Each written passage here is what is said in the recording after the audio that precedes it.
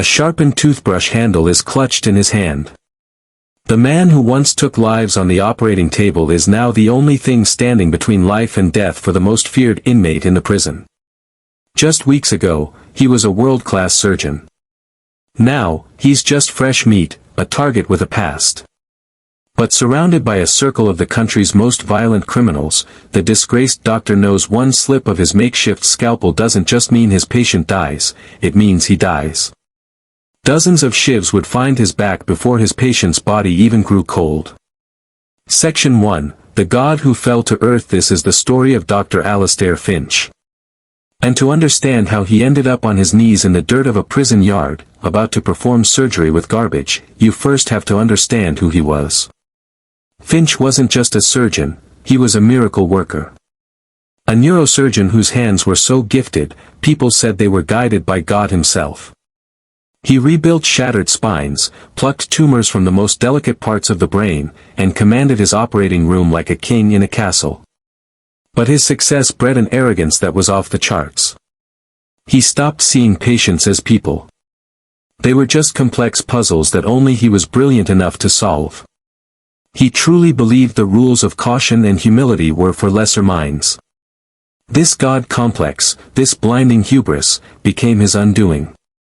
Now, while the story of Dr. Finch is a fictional one we're using to explore a point, the reality of surgeons whose arrogance leads to catastrophe is terrifyingly real.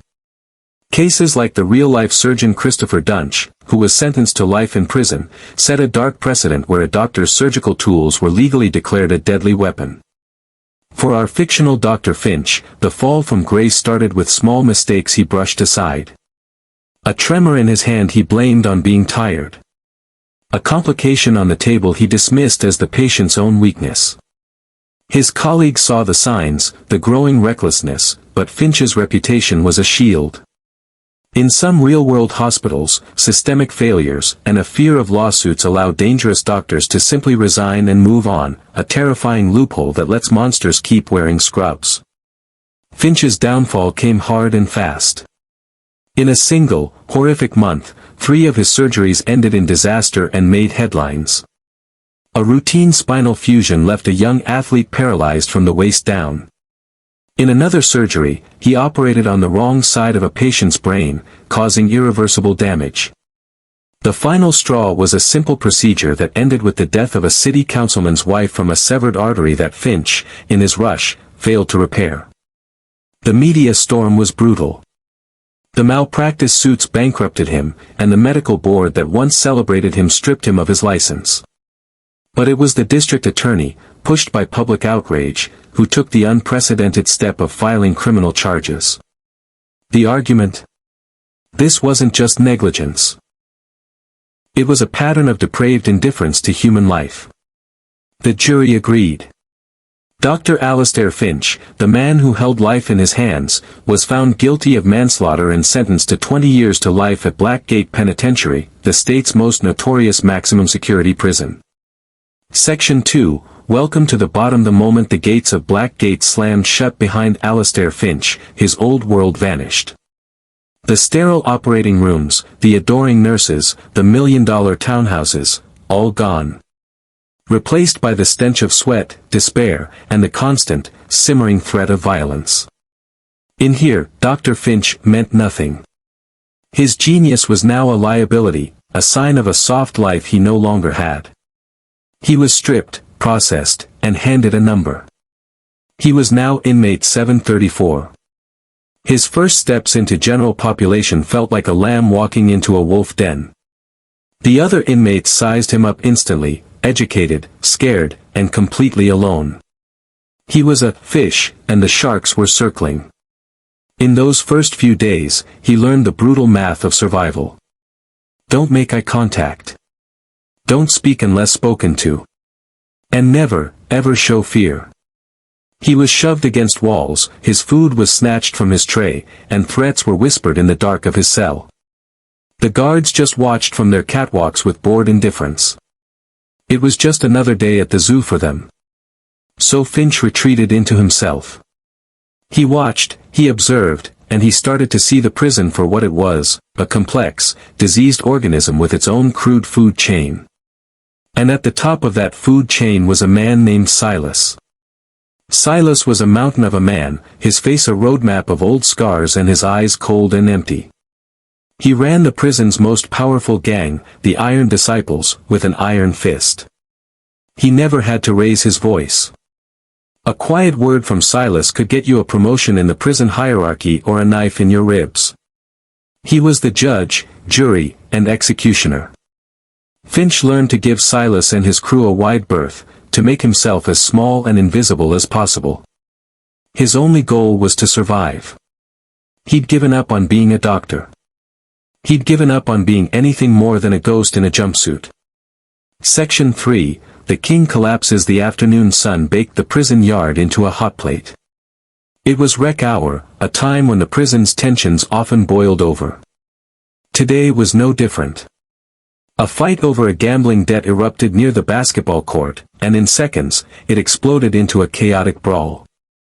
Guards in the tower shouted hollow warnings over a loudspeaker but made no move to go in. Standard procedure. Finch was on the far side of the yard, staying as far from the brawl as possible.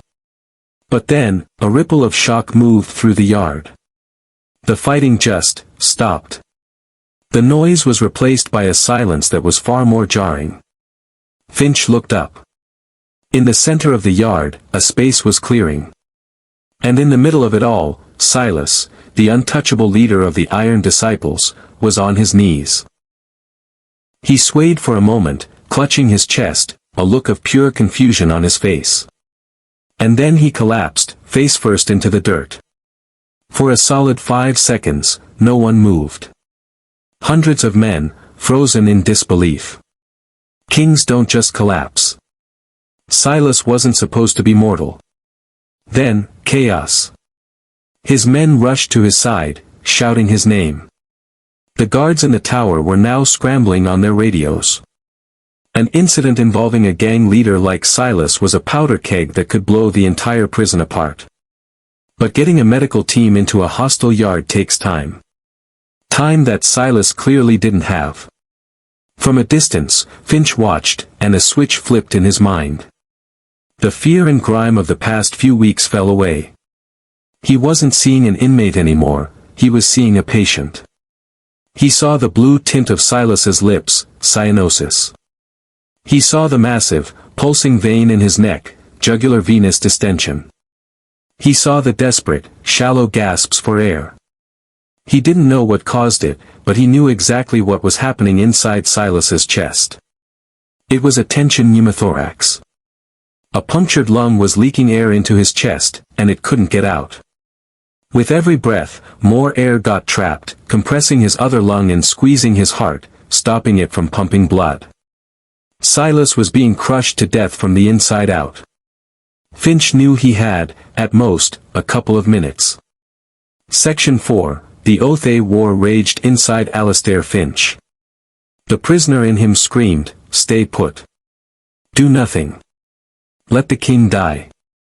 Getting involved was a death sentence. If he failed, Silas's men would tear him limb from limb. If he succeeded, he'd no longer be invisible. He'd become a commodity, and in prison, being valuable is just as dangerous as being weak. The guards wouldn't help him. The system had already thrown him away. Why should he do anything for it? But then, another voice whispered from the ruins of his former self. The voice of the healer. The one that had taken an oath, first, do no harm. For years, his arrogance had twisted that oath. His hubris put him in this hell in the first place. But right now, right in front of him, was a life he knew he could save. Not for money, not for glory, but simply because he could. It was a single, terrifying chance to be a doctor again. He took a breath and started moving. Pushing through the stunned crowd, he walked straight toward the inner circle of Iron Disciples. A massive, tattooed inmate named Marcus, Silas's second-in-command, stepped in his way. "Get back," he growled, his hand on the shiv under his shirt.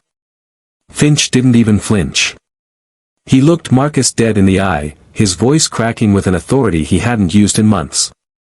"His lung has collapsed. He has maybe 2 minutes before his heart stops. I can save him. Now get out of my way. Marcus stared, his eyes narrowed. He saw no fear in Finch, only a cold, terrifying certainty. After a long second, he gave a short, sharp nod and stepped aside. The circle parted. Finch knelt in the dirt beside the dying man.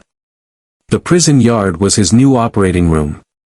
Section 5, the makeshift operating room. I need tools, Finch announced to the circle of hostile faces. Something sharp. A shiv, a razor, I don't care. Something to clean it with. Alcohol, vodka, anything high-proof. And a tube, something hollow and narrow. Like the inside of a pen. The inmate stared, confused. But Marcus understood the urgency. You heard him. Go, he barked at his men. What followed was the most bizarre scavenger hunt the prison had ever seen. Gang members scattered, running to cells and the laundry block. The entire yard became a support staff for this insane, impromptu surgery. Within a minute, the items appeared. A toothbrush, its end sharpened to a needlepoint on the concrete floor. A small flask of smuggled vodka. A cheap ballpoint pen, which Finch quickly broke apart, wiping the ink from the hollow tube inside. Finch worked with a speed that mesmerized everyone watching. He poured vodka over the sharpened toothbrush, sterilizing it. He poured more onto a strip of cloth torn from a pillowcase and began cleaning a patch of skin on Silas's chest, right between the ribs. He could feel the eyes of every inmate and every guard burning into him. The pressure was immense, greater than anything he'd ever felt in a sterile OR. There were no monitors, no anesthesiologist, just him and the dirt. He placed his fingers on Silas's chest, feeling for the precise spot between the ribs. Too high, he'd hit bone. Too low, the liver. He found it. He looked up at Marcus. Hold him down. No matter what, do not let him move. Marcus and another disciple grabbed Silas's shoulders, pinning him. Finch took one last, steadying breath. The god of surgery was back. Section 6, the procedure from hell. With the conviction of a man who had done this 1,000 times, Finch plunged the sharpened toothbrush into Silas's chest. He didn't hesitate, using firm, controlled pressure.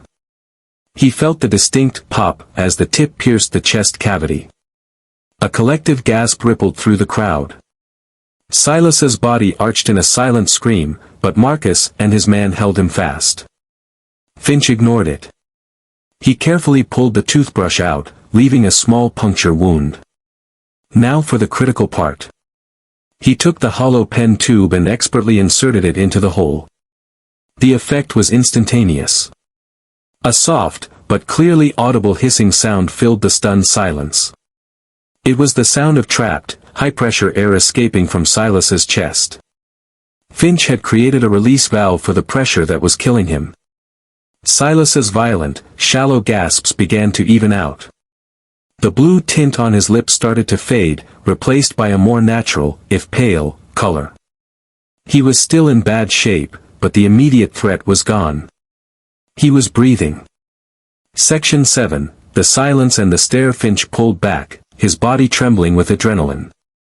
He looked down at his hands, covered in dirt and another man's sweat. He'd done it.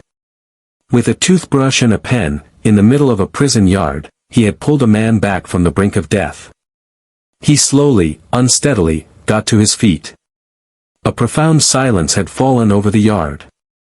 The inmates stood motionless, their faces a mixture of awe and disbelief. They had just watched an outcast command the world around him with nothing but his knowledge and his will. They had watched him stare down death and win. In that moment, he wasn't inmate 734. He was the doctor.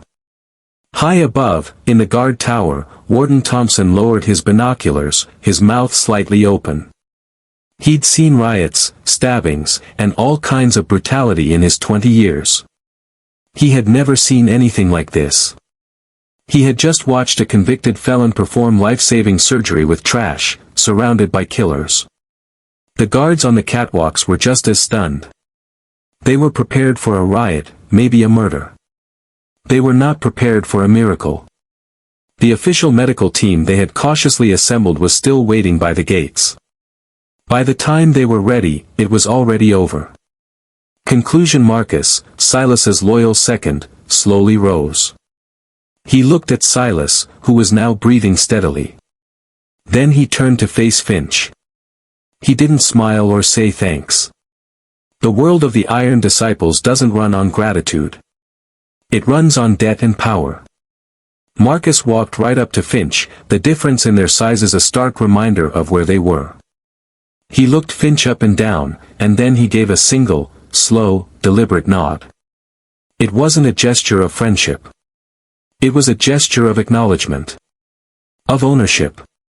In that one silent motion, Finch's entire world shifted. He was no longer a target. He was no longer invisible. He was now an asset, a protected resource belonging to the most powerful force in Blackgate. The other inmates who saw that nod understood its meaning instantly. To touch Finch was now to touch Silas himself. The shoves in the hallway, the stolen food, the whispered threats, all of it was over. But a new, more complicated chapter had just begun. He was safe from the random wolves, but he was now leashed to the Alpha. His skills were no longer his own. He entered prison a disgrace, a ghost haunted by his past. But in 30 brutal minutes, he had become the most protected, and most watched, man in Blackgate. CTA. If you enjoy stories that explore the gray areas between right and wrong, subscribe for more content like this. And if you found this story compelling, hit the like button to help the channel grow. We'll see you in the next one.